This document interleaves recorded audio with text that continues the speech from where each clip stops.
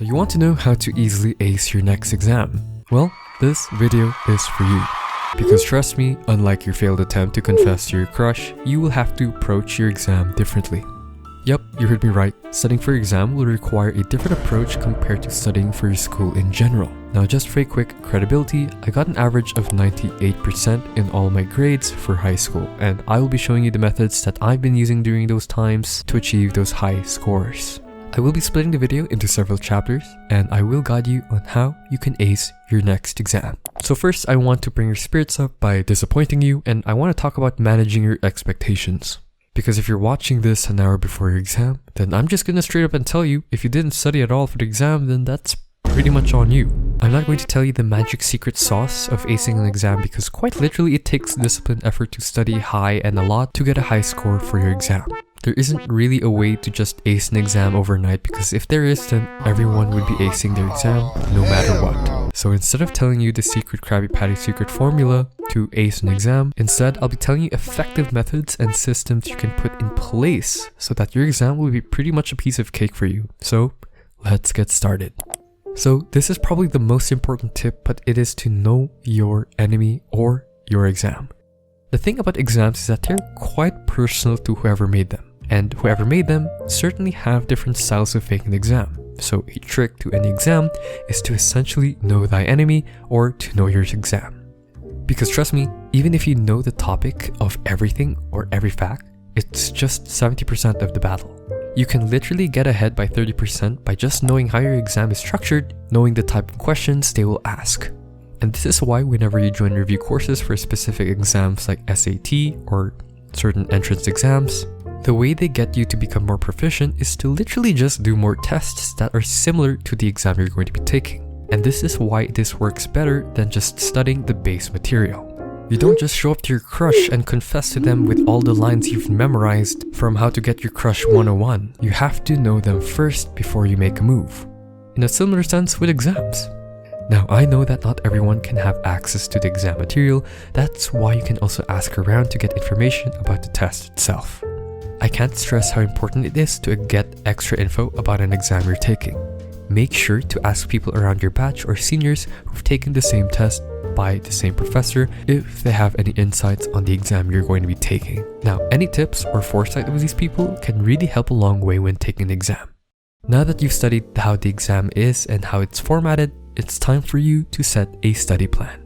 Because the last thing you want to be is to be scrambled every day, not knowing what to study or even how to study. And this is not just a regular study plan, this is a study plan that will effectively cut down your study time as well, making you as efficient as possible, and this is interleaving. The problem with exams or school in general is that there's just way too many, and there's just way too many subjects for us to juggle, hence why introducing the interleaving method. Instead of studying for a specific subject for a huge chunk of time, try to interleave it into different sections throughout the week and mixing it with different subjects. For example, instead of studying maths for 3 hours, split your study session into 3 sections and study 3 separate subjects within those 3 sections. And for your subjects, try to spread it out within a few days rather than setting it all in one chunk. Now, why are we doing this? By interleaving our subjects, we will have less time to study for each topic, and therefore we won't get drained as much compared to studying a subject for a long time. Another thing when interleaving subjects is that we get to revise a subject consistently day by day rather than studying it for one chunk and then reviewing it again after a week. By constantly reviewing the information and the subject day by day, you get to engrave it into your head slowly and surely. Do this practice and I'll guarantee that you will have the information stick by you more. For example, let's say you have 5 exams in a few weeks. Exam A, B, C, D, E, you get the point. And typically your normal scheduling will look like this. Usually, let's say for 2 subjects for one day, A and B, then add 2 subjects for the next day, C and D, and finally the last subject for the final date, subject E. This is not efficient as you are studying by chunks and you're not really interleaving the whole week for you to really gauge the information and for you to keep constantly reviewing the information day by day. So instead, divide your study session into different parts and then interleave your subjects into different days. So for day 1, you will study for subject A, B, C, D, E in that order. Then for day 2, you will study subjects B, C, D, E, A, and so on and so forth. And within those study times, you will be studying different topics and you won't be able to study the whole thing, but making sure that you're studying really well on the small segment you're studying, and at the end of the day, do a small review of what you've learned for the day. Keep repeating this until you feel like you're proficient in your study, and you can even do an advanced technique of spacing out your review based on your proficiency of the subject. What you can do is to set a rule such that every after review, you will rate your subject either weak, moderate, or a proficient.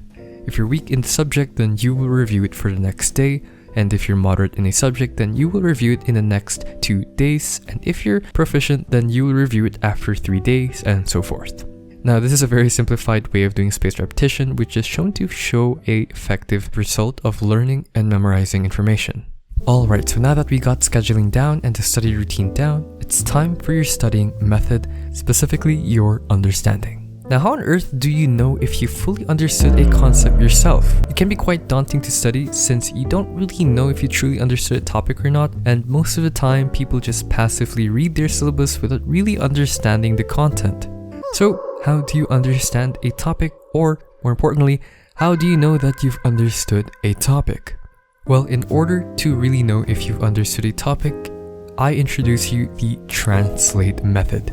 Or basically a fancy word of saying, can you translate it into your own words?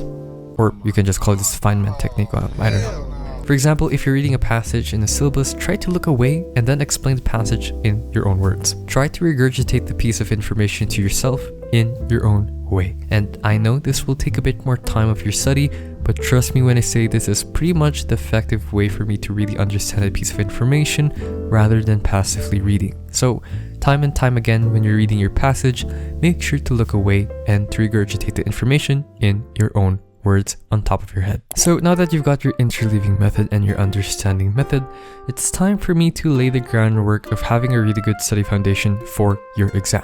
Because trust me, you will ace the exam if you do this consistently throughout the weeks rather than cramming it in a few days. And you can achieve this by having a good life foundation to start with.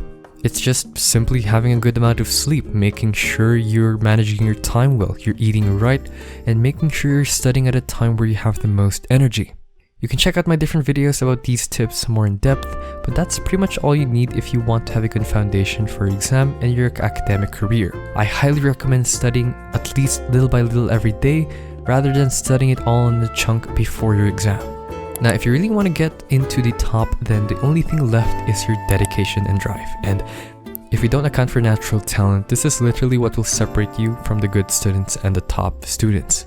Because trust me, I feel like every student now already knows how to study effectively, and the only difference is either talent or just straight up dedication and drive. But anyway, I hope you guys enjoyed today's video. Good luck on your next exam, and I'll see you in the next video. Don't forget to drink your water and take breaks as well. Bye!